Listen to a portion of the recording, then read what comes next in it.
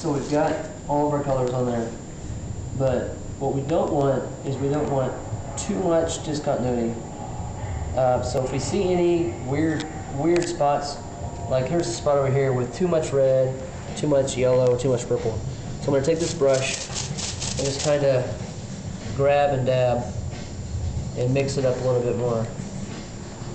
Oops, and there's a hair.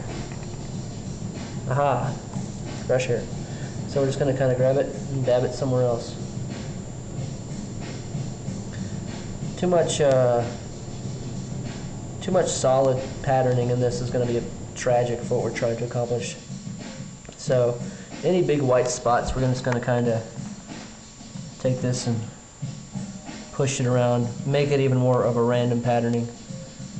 This guy is kind of like cheating, but in the end, it's going to accomplish more than it's going to hurt.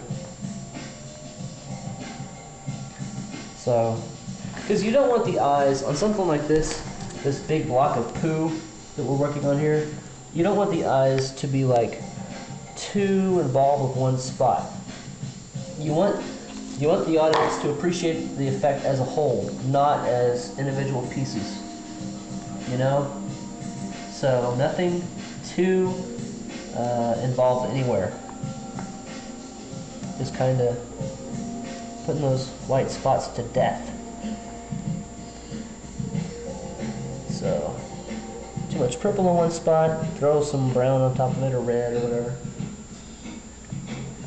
And it's still wet. The whole thing's wet. That's the key. We're working on a wet piece. And that's good. Acrylic is fun. With this brush, it needs hot water because it's got that latex caulk in there.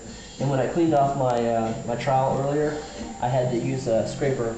Actually, I used toilet paper to clean it off instead of running it under hot water, because I don't want that stuff down my drain.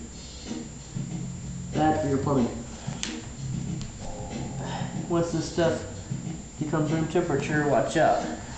It's no good. Alright, so I think I've gotten most of my little dots, or anything blatant, you know? Get rid of the blatancy here.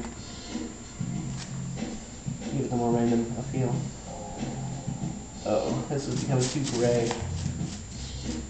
Get rid of that. Maybe throw it in there. There we go.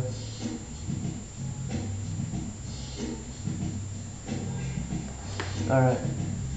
Now this may push down a lot of those jagged edges with the caulk patterning that we were doing earlier, but don't be worried about it. It'll dry. And the good news is that latex, well, maybe it's bad news, latex caulk dries at a different viscosity than this paint does, acrylic paint. It's just water, acrylic, and dye, and it's going to dry very differently.